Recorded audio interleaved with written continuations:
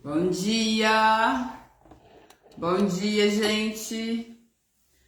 Esse é um horário especial. É um horário especial, horário de trabalhar, né? O pessoal já tá no serviço. Rafa, eu não consigo assistir sua live, assiste de noite.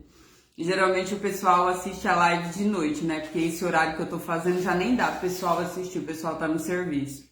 Mas é o horário que deu certo, tá, gente? Então, de madrugada fica muito corrido pra mim. Vamos lá? Uma hora nós pode voltar aqui de madrugada, quem sabe? Vamos ler 2 Samuel 19, tá? Vamos orar? Pai, em nome de Jesus, muito obrigada, Senhor. Obrigado porque o Senhor é bom. Em todos os sentidos, o Senhor é bom. Obrigada, Jesus, pelo seu amor. Obrigado por ter dado a vida por nós. Obrigado, Senhor, por tudo que o Senhor nos ensina. Nos capacita, Pai, nos dá sabedoria para todos os dias agirmos conforme a Tua vontade, Senhor. Nos ajuda, Senhor, a ser amigo do Senhor, a estar perto de Ti e não retira de nós a Tua presença, Pai, a Tua santa presença, que é o que nós precisamos. Em nome de Jesus, amém. Gente, é um capítulo tão rico, mas tão rico, que a gente vai falar assim de N coisas, tá? Só que a gente vai ler só um pedaço, já é 8 horas, meu Deus. Aleluia, Deus. Então vamos lá, ó. Então, Davi chorou por causa do Absalão, ele tá em Manaim, tá? Na cidade que ele tinha ido e se refugiado. Então ele chora em Manaim pelo Absalão, na hora que ele sabe que o Absalão morreu, tá? E a gente vai continuar. Aí ele tá lá chorando, em alta voz, lamentando pelo filho. Oh, meu filho, Absalão, Absalão, meu filho. Eu preferia ter morrido no seu lugar. Mas esse pranto, ele já tá passando do limite, ou seja, ele tá tão envolvido naquela dor, naquela tristeza.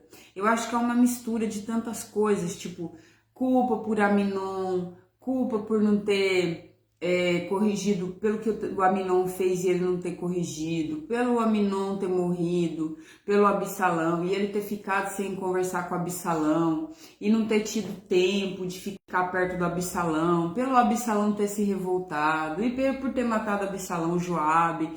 É uma mistura de sentimento dentro de Davi, e o pranto de Davi tá passando do limite. Por quê? Porque ele já tá chorando em alta voz, desesperado.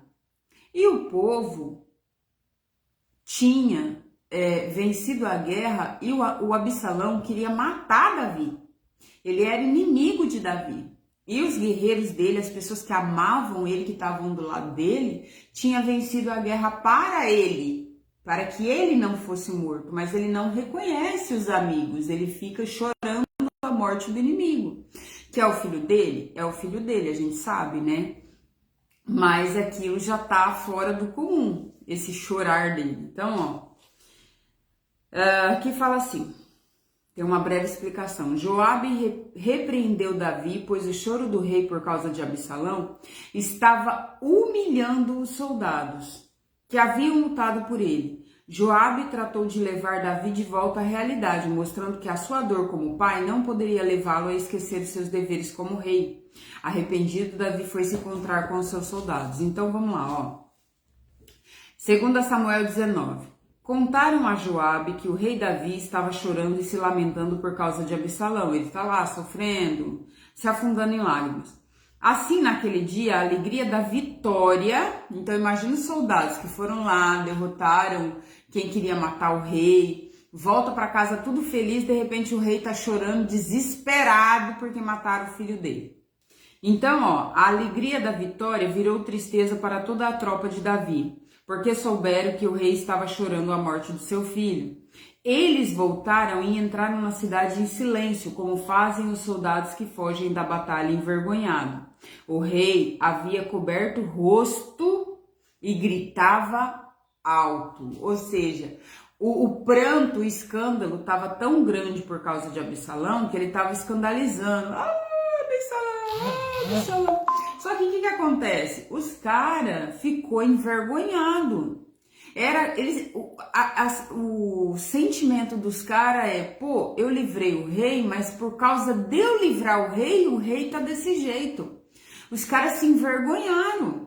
Não, eles não deveriam estar envergonhados, eles acabaram de ganhar uma batalha, entendeu? Eles não têm culpa do filho do rei se revoltar contra o rei, eles estavam cumprindo a obrigação deles e eles ainda ganharam. Então olha a situação que o Davi estava colocando os próprios amigos, porque eles por amor a Davi fizeram isso. Isso é assim, você descobre que a sua amiga está sendo traída. E você, por amor, a sua amiga vai contar para ela. E aí ela se revolta contra você.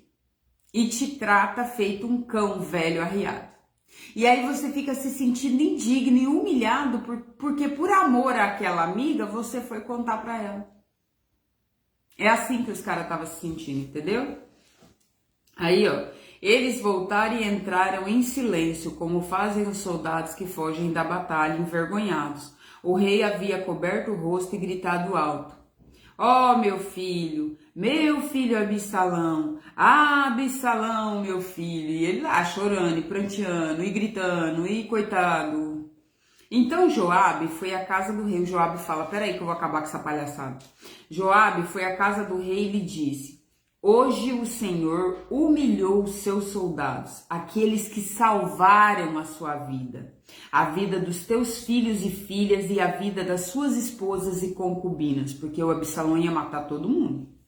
O Senhor odeia os que o amam e amam aqueles que o odeiam. Literalmente, né? Você conta pra mulher, a mulher literalmente vira a cara pra você, briga com você e fica com o cara. É isso. Ou então a mulher apanha e você vai tentar salvar ela e ela vira contra você, como se você fosse ruim por tentar tirar ela daquela vida de merda que ela vive. É isso, tá? É assim que Davi estava agindo.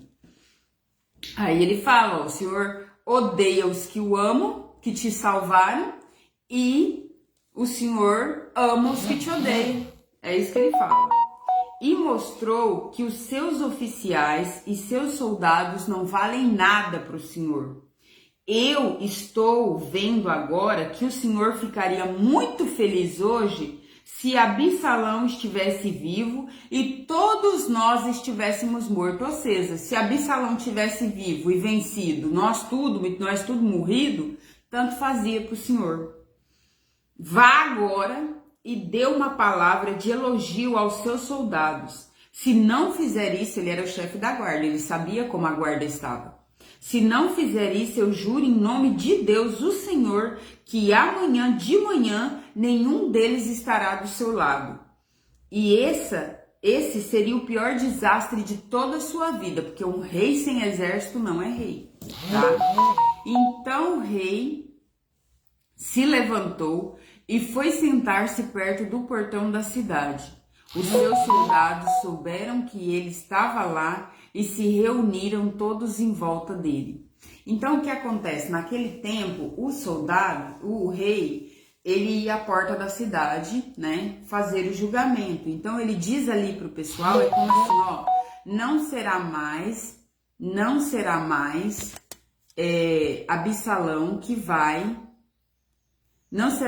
Absalão que vai julgar vocês, agora serei eu. Eu estou me recompondo como rei. Então ele vai e senta às portas da cidade. E quando ele senta às portas da cidade, há até indícios de que nesses portões das cidades haviam tronos, como se fossem cadeiras reais, para que o rei ficasse ali julgando o povo, né? Existem histórias que havia esse costume, né? Nas portas da cidade, ali no portão da cidade, era dado sentenças, o povo ia negociar e por aí vai. Então o rei senta à porta dizendo para o povo, né, e o povo vai ficar sabendo, o Davi tá lá na porta da cidade, aí um fala pro outro, e toda a tropa se reúne ali. Então ele vai mostrar que de fato ele tomou o comando de volta e que ele está no lugar dele, que deveria estar. Então a tropa se sente mais em paz, ele não está lá chorando em alta voz por Absalão, e certamente ele não fará mais isso, tá? Ele se recompõe. Que bom que ele escuta o conselho de Joabe, porque aquele ele realmente estava humilhando esses soldados que realmente amavam a vida dele. E muitas vezes a gente pode ficar do lado errado da força. Nós entendemos que o Davi estava chorando como pai, tá? É legítimo. Aí está o porém. Muitas vezes nós somos legítimos nas nossas dores, nas nossas emoções. Você não precisa deixar de ser você. Mas às vezes a gente faz coisa que não deveria fazer, a gente age como não deveria agir, dá certas gafes, né? O bola fora, entra na onde não deveria entrar, sendo a gente mesmo, entendeu? É isso que Davi fez, ele foi ele mesmo naquele sentimento dele, só que por ele colocar esse sentimento acima da razão, que a razão era, esse povo te ama, por isso que ele lutou por você. Ele estava fazendo algo errado. E ele vai ainda fazer coisa mais errada em nome desse sentimento, tá? Nós devemos ser sentimentos e devemos ser como somos? Sim. Mas nós devemos pôr a razão também na nossa vida. Nós não devemos agir só pelo sentir. Até porque a fé, ela não é baseada em sentimentos. Muitas vezes a nossa ocasião, a nossa vida, né, as nossas situações, elas estão de um jeito. Mas isso não quer dizer que vai continuar daquele jeito, que o fim será esse. As situações da vida são temporárias, tá? O que é eterno é a palavra do Senhor. Então, por isso que a fé não é um sentimento, a fé é um fato, eu sei. A fé, ela tem que ser, se a nossa fé for sentimental, quando a gente estiver ruim, a gente não vai acreditar, a gente vai duvidar. Então, por exemplo, o que eu vejo, né, que nem Tomé, eu vejo que o Brasil está em crise. Então, porque o Brasil está em crise, eu não vou acreditar em Deus, eu não vou acreditar que ele tem escape para mim, eu não vou acreditar que o meu futuro será melhor. De repente, eu estou com uma doença muito severa, como câncer. Então, se eu estou, o meu fato, a minha circunstância é de fato ruim, eu vou deixar de ter fé, porque, não, então eu vou morrer. Não, Deus tem cura, Deus curou muita gente, Ele pode nos curar. Então, a fé é o que eu sei, e o que eu sei da palavra de Deus? Que todas, pelas pisaduras do Senhor, ou seja, pelas feridas que foram causadas a Ele lá na cruz, toda doença do mundo foi extinguida. E extinguida como? Em Cristo. Ele levou consigo todas as dores, ele levou todas as doenças, ele levou todo o pecado, ele levou toda a amargura, ele levou toda a miséria. Isso é o que eu sei. E a minha fé, ela precisa ser uma fé racional, uma fé que acredita apesar da minha circunstância, uma fé que acredita apesar da minha realidade, tá? Essa passagem nos ensina isso, que nós precisamos ser racionais. Apesar da nossa dor, nós sabemos no Deus que cremos. Nós sabemos que Ele já fez e que tudo está disponibilizado, toda sorte de bênção, toda sorte de poder, toda sorte de misericórdia, toda sorte de saúde, toda sorte de prosperidade, tudo já está disponível. Porque naquela cruz, o nosso Deus já nos trouxe salvação, já nos trouxe redenção, já nos justificou, tá? Nós precisamos ter uma fé que sabe. E é quando a fé sabe, ela se movimenta, apesar da circunstância. Ela continua acreditando, apesar da circunstância, tá? Essa fé emocional que, hoje eu acredito, amanhã eu não sei, amanhã tá muito difícil, amanhã eu não acredito. Essa fé emotiva, essa fé emocional que é só com arrepio, né? Que eu chego lá na igreja, eu me arrepio no domingo, mas na semana eu tô... meu mundo vai acabar, eu vou ser infeliz mesmo, tudo vai dar errado. Essa folha jogada ao vento, né? Um dia eu tô bom, que nem bonecão de posto, né? Um dia eu tô firme, no outro dia eu já não sei. No outro dia eu tô firme, no outro dia eu já não sei. Essa fé, isso não é fé. Isso não é fé. A fé, ela é racional. A fé, eu sei. Eu sei que o meu Redentor vive. Eu sei que Deus é por mim. Eu sei que Ele tem planos maiores, infinitamente maiores e melhores.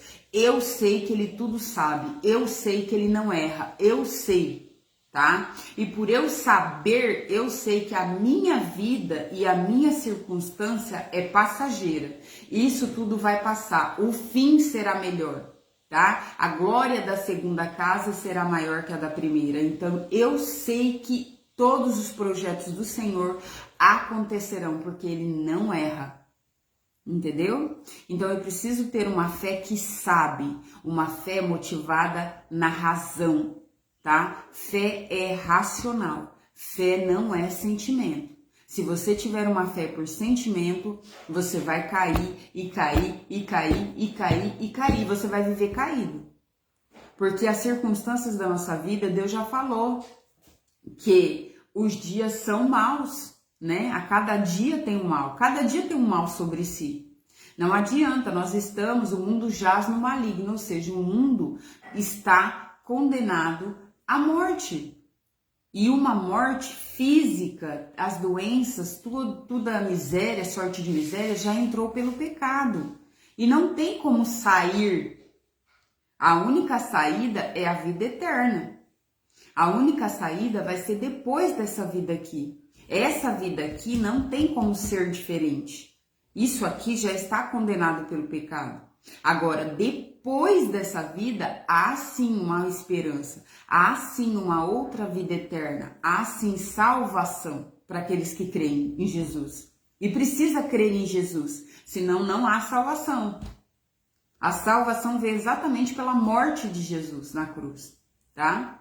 Então, que nossa fé seja uma fé racional, seja uma fé que saiba o que Deus falou. E para a gente saber o que Deus falou, é necessário lermos a palavra dele.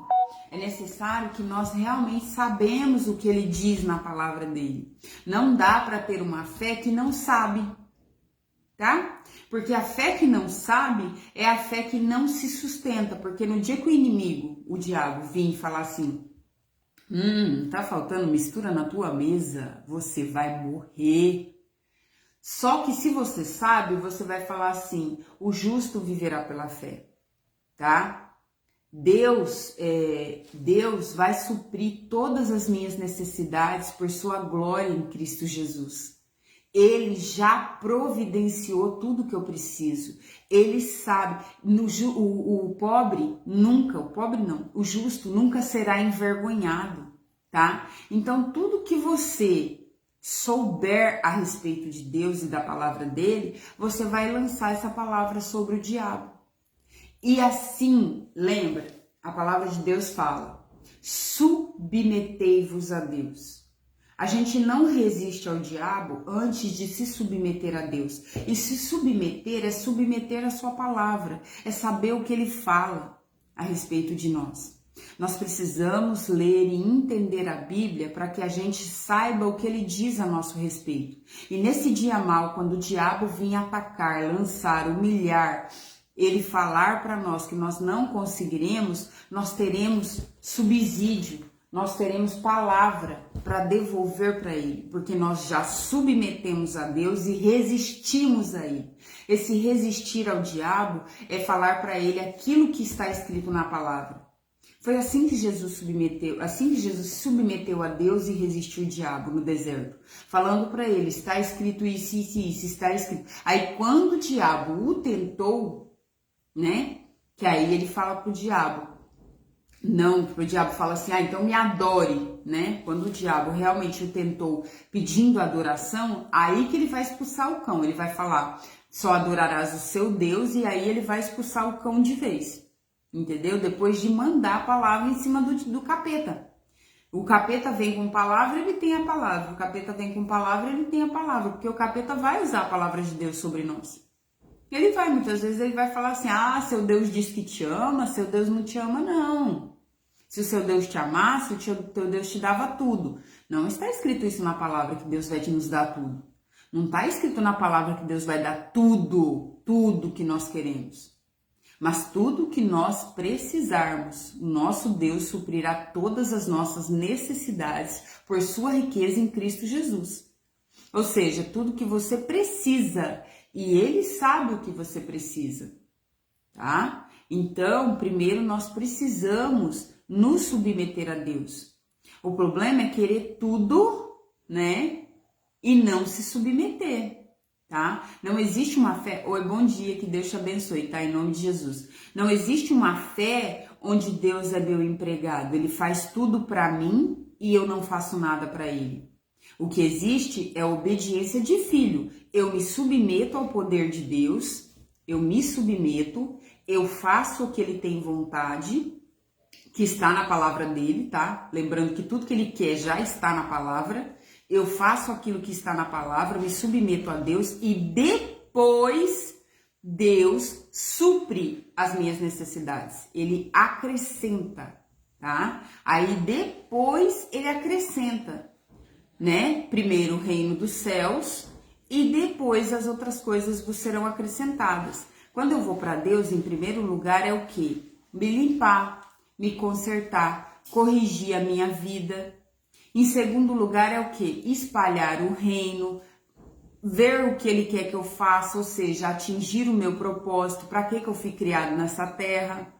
E depois, no meio do caminho, ele vai, conforme eu vou caminhando com Deus, ele vai suprindo as minhas necessidades e fazendo aquilo que eu preciso que seja feito. Eu tô entrando num processo agora, um novo processo. Rafa, não acaba? Só se eu morrer. E eu não tô muito afim, não. O processo com Deus, ele vai até o fim dos dias. Por quê? Porque Deus sempre vai ter alguma coisa para limpar, para sarar, para organizar, Deus sempre vai ter algo para fazer na sua vida. Não existe esse negócio de, Deus já fez tudo. Se fez tudo, você pode ir embora. Pode dar tchau. Pode dar tchau e ir com Deus, entendeu? Hora que acaba, ele nos leva. Simples assim. Eu vejo que você tá bem organizadinho, já dá para carregar você. Então ele carrega. É assim, simples. Agora, eu tô entrando num novo processo. Então pode ser que eu venha aqui chorando, pode ser que eu venha aqui acabada, pode ser que eu venha aqui muito feliz, não sei. Estamos entrando num novo projeto, né? Deus tem um novo projeto aí, estamos entrando nisso. Ai, Senhor. Só que é para melhorar, é sempre para melhorar. Sempre que você entra num processo com Deus, você vai sair melhor. Só que vai te arrebentar, infelizmente. Por quê? Porque sarar trauma, sarar dores dói, mudar dói, melhorar dói, transformar dói. Tudo dói, gente. Não adianta falar que não dói. Quem falar, a vida dói. Esse negócio de a vida é uma gelatina, Maria Mole, isso não existe. Isso não existe. A gente precisa trabalhar sim para ganhar dinheiro, sim. A gente precisa lutar pelas coisas, sim. Só que não esqueçamos do mais importante. Quem é o mais importante? Pessoas, famílias. Amar pessoas. Perdoar. Perdoa. Para de besteira. Você não é melhor que Deus. Deus te perdoou. A gente que é cheio de pecado. Perdoa, tá? Então a gente vai para mais um pedacinho aqui. Dá tempo de mais um pedacinho. 8. Então o rei se levantou e foi sentar perto do portão da cidade. Os seus soldados souberam que ele estava lá e se reuniram todos em volta dele. Enquanto isso, todos os israelitas tinham fugido cada um para sua casa. Ou seja, aqueles que se revoltaram contra Deus na revolta ali do Absalão, Davi, perdão. Aqueles que se revoltaram contra Davi foram embora para suas casas. Eles voltam para Jerusalém. Tá? Eles voltam para Jerusalém, lembrando que Davi está lá em Manaim, fugido. E todo o país, né, lembrando que todo Israel que estava contra Davi, porque todo Israel ficou contra Davi, foi só algum povo que fugiu com Davi. Então, todo o país, eles começaram a brigar e eles diziam: o rei Davi nos livrou dos nossos inimigos, ele nos livrou dos filisteus, mas agora fugiu de Absalão e saiu do país. Nós escolhemos Absalão para ser nosso rei. Foi Deus? Não, foi nós.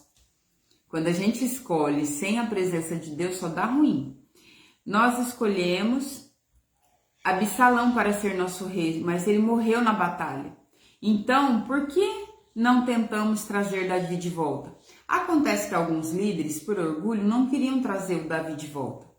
E outros líderes pensavam: vamos trazer o Davi de volta. E esses líderes eram os líderes de Judá. Era em Judá que estava essa...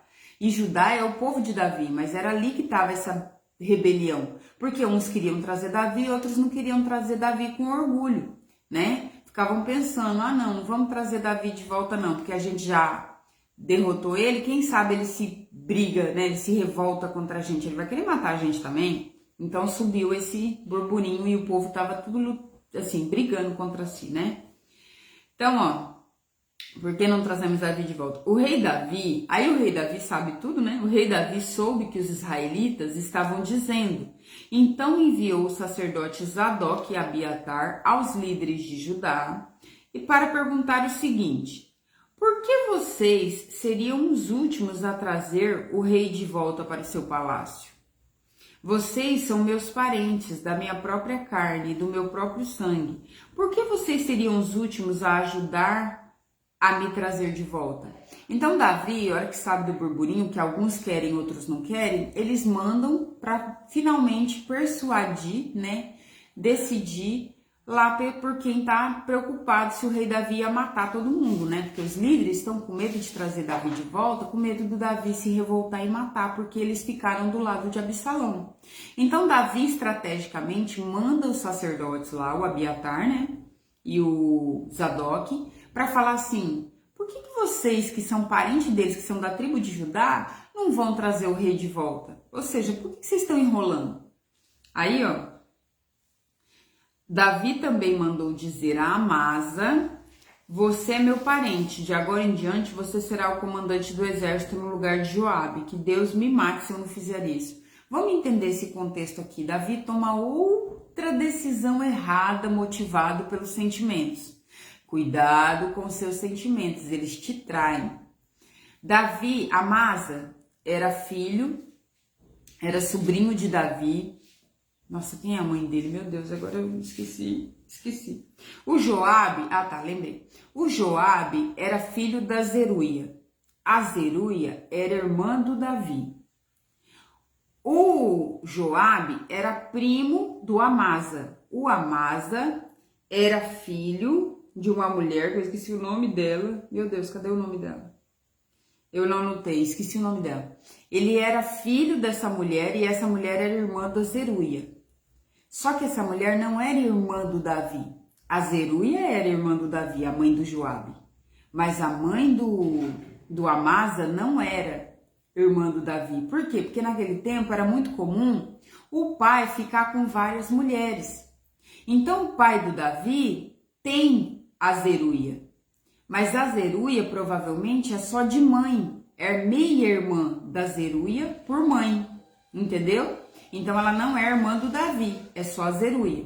Então Joabe é leal, ele é comandante do exército, ele é bravo, nervoso, vingador, é traiçoeiro, mas ele ama Davi e ele é leal a Davi. Então Joabe é o comandante do exército. O Amasa é comandante do exército do Absalão, ou seja, na revolta ele se virou contra Davi e ficou sendo comandante do exército de Absalão. Davi quer conquistar o povo de Judá de novo e voltar para o palácio dele, visto que todo Israel ficou contra ele, ficou do lado do Absalão. Para conquistar, o que ele faz? O Amasa, que é soldado, é sobrinho dele, mas é soldado desse povo que Absalão estava comandando, é soldado desses líderes, né? Desses líderes não, dessa guarda de Israel. Ele resolve tirar Joabe, porque Joabe seria o comandante de todo Israel.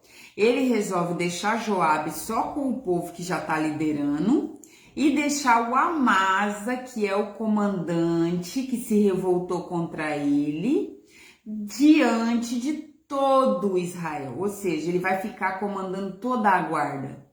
Esse líder da guarda que se revoltou contra ele, que é inimigo, para agradar os líderes que estão ainda receosos se ele deveria voltar, ele resolve deixar esse cara comandando toda a guarda de Israel.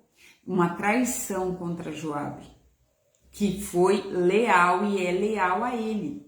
Pelos sentimentos dele, que para se vingar de Joabe, porque Joabe matou o filho dele, ele resolve deixar Joabe só com esses caras, com um pedaço lá dos caras que é os 300 lá que se levantou, né? Os 400 homens, 600 homens que se levantou lá que eram os perdidos, que se levantou para fazer o exército dele inicial. Então ele deixa Joabe com esse povo, Joabe sai da cena, e ele pega o Amasa, que é o inimigo, e deixa como comandante de todo o exército de Israel.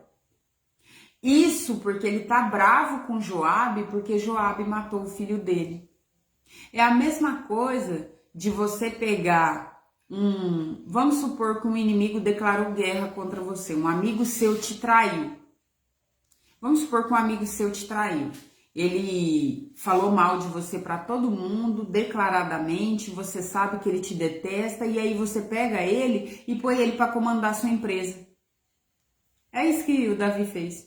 Aí você põe ele lá como CEO da sua empresa, para comandar todo o seu dinheiro, tudo que você tem, você põe esse inimigo lá. É o que o Davi fez. E aí o cara que tá sempre com você, você tira ele de lado, porque ele cometeu um erro na sua percepção, né? Como ele matou o Absalão, porque ele sabia que o Absalão ia matar o Davi, ia matar todo mundo, não ia ter dó de ninguém, ele mata o Absalão. Porque ele sabe que o rei não vai ter coragem de matar o Absalão, então ele mata o Absalão. Aí o Davi, com raiva do Joabe, põe o cara que é inimigo para ser o governador lá, o chefe da guarda de toda Israel. Milhares e milhares de soldados. Ao erro emocional. Muitas vezes, por emoção, a gente pega o traidor e põe para deitar na cama com a gente. E pega quem tá do lado da gente e põe de lado de fora na casinha do cachorro. Cuidado. Cuidado com esses erros emocionais. Então, ó, aí ele fala que Deus me mate se eu não colocar o Amasa. Ou seja, era sobrinho dele, mas tinha se revoltado contra ele, tá? Então ele fala, ó, você é meu parente.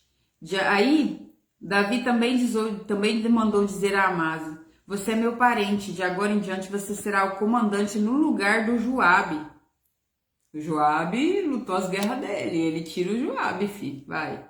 Que Deus me mate se eu não fizer isso. Com essas palavras, o rei ganhou o coração de todos os homens de Judá, ou seja, todo mundo que tinha ficado contra ele. Sabe quando você quer se encaixar?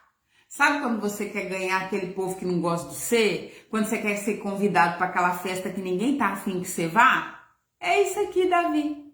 Sabe? Quando você quer se encaixar no lugar que ninguém gosta de você, mas você quer estar ali? É isso que o Davi fez. Pra quê? Pra que você faz uma coisa dessa? Vai dar ruim pra você, tá? Vai dar ruim, pode ter certeza. Esse negócio de se encaixar onde as pessoas não gostam de você, elas vão fazer pior, elas vão te humilhar, elas vão falar mal de você, e com razão, elas estão certinhas. Elas estão certinhas, porque é você que tá se enfiando no lugar onde você não deveria estar. Então, ó, aí beleza, Davi... Aí com essas palavras o rei ganhou o coração de todos os homens de Judá, bobão, né? E eles mandaram-lhe dizer que voltassem com todos os seus oficiais. Aí eles falam, tá bom, Davi, pode voltar. Davi voltou e chegou até o rio Jordão. Os homens da tribo de Judá foram encontrá-lo em Gilgal, para acompanhar na travessia do rio. Ao mesmo tempo, Simei, o benjamita, filho de Gera, da cidade de Baurim, foi depressa ao rio Jordão para encontrar com o rei Davi.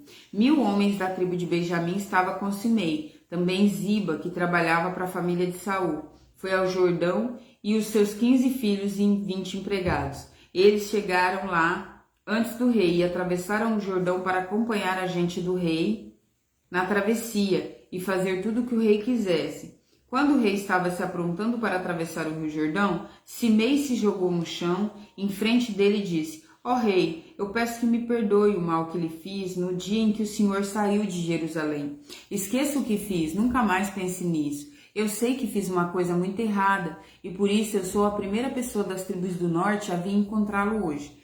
Nós vamos parar por aqui, tá? Mas vamos falar sobre isso aqui. Simei é aquele cara que vai apedrejando o rei, ele é da família de Saul. Quando o rei está saindo de Jerusalém, humilhado, descalço, com a cabeça encoberta, ele vai lá, amaldiçoa o rei. Você merece isso mesmo, você vai se lascar mesmo. Tá vendo? Seu filho se voltou contra você porque você merece, que você seja morto e bababá e bububu, e começa a tacar pedra no rei. Esse cara, que é o inimigo do rei, agora que o rei vai voltar cheio de glória, ele vai lá e se humilha. Existem 3 coisas aqui. Primeiro, aqueles que tacaram pedra em você, um dia certamente Deus vai abençoar que você seja honrado e essas pessoas vejam. Não para que essas pessoas vejam, é isso que você tem que entender. Esse negócio de quem não mexe comigo não, porque eu sou filho de Deus e Deus vai se vingar. Isso é balela. Isso aí é você tentando contra a sua própria vida. Porque Deus não é um cara vingador para satisfazer os nossos desejos. Deus é um cara justo, que cada um que plantar vai colher. E Deus manda que você abaixe a tua cabeça, aguente a bronca, porque um dia ele vai honrar você para o seu benefício, não para que os outros vejam. Os outros verem é só uma consequência, tá? O que os outros vai ver é consequência, não que você tem sabor de mel, tem sabor de mel. Para com essa idiotice. Se você tá achando que tem sabor de mel, é você que precisa ser tratado. Tá? Porque na verdade, a gente precisa ter a decência de se humilhar. O que esse cara vai fazer aqui, se humilhando, sabendo e reconhecendo o erro, é o que a gente precisa fazer diante de Deus. Reconhecer que a gente é errado sim, que a gente pecou sim, que a gente tem um monte de coisa que precisa ser consertado e pedir a misericórdia dele. Esse cara nos dá uma lição, uma prova de que ele foi humilhado. Ele se jogou diante do rei. Perdão, o que eu fiz foi errado, me perdoa. Ele reconhece. E é o que nós precisamos fazer diante de Deus, reconhecer. Sim, você será honrado um dia. Sim, as pessoas vão ver a tua honra. Mas se você tiver honra, honra a quem tem honra. Ou seja, se você começar a se achar, porque um dia Deus vai te honrar, se você começar a querer jogar na cara das pessoas que um dia Deus vai te honrar, nunca você será honrado. Porque Deus não quer orgulho, raiz de orgulho no nosso coração. Deus quer que nós sejamos humildes a ponto de nós nos humilharmos. E depois que nós nos humilharmos para Deus, e muitas vezes diante de situações injustas, é que Deus vai nos honrar. E talvez essas pessoas que nos humilharam não verão. Talvez o seu inimigo nunca verá você elevado. E aí, tá pronto para conviver com isso? Porque, na verdade, a honra não é para que o seu inimigo veja, é para que você finalmente saia da prova, da luta. Se você tem que entender isso. Para com essa idiotice de não mexe com o filho de Deus, meu pai, se eu fosse você não mexia não. Isso aí é macumba gospel, querido. Isso aí não é louvor a Deus, não. Deus não manda que você fique se vangloriando diante dos seus inimigos. Deus manda que você passe por eles de cabeça baixa, tá? Da maneira que se algum deles te mandar andar 1 milha, você ande 2. É óbvio que você não vai abaixar a cabeça para os outros montar, não é isso. Mas você não vai afrontar as pessoas, tá? Você pode se defender? Pode. Mas sem afrontar as pessoas, tá? E muitas vezes Deus vai mandar a gente pedir perdão quando a gente tem razão. Você fala, mas Deus, foi o fulano que fez comigo. Vai lá pedir perdão para ele. Mostra para ele decência, mostra amor. Aí você vai lá e pede perdão. Fulano, desculpa, me perdoa. Eu errei. Eu não deveria ter falado desse jeito com você. Eu não deveria ter sido ríspida. Eu não deveria ter sido... E é verdade.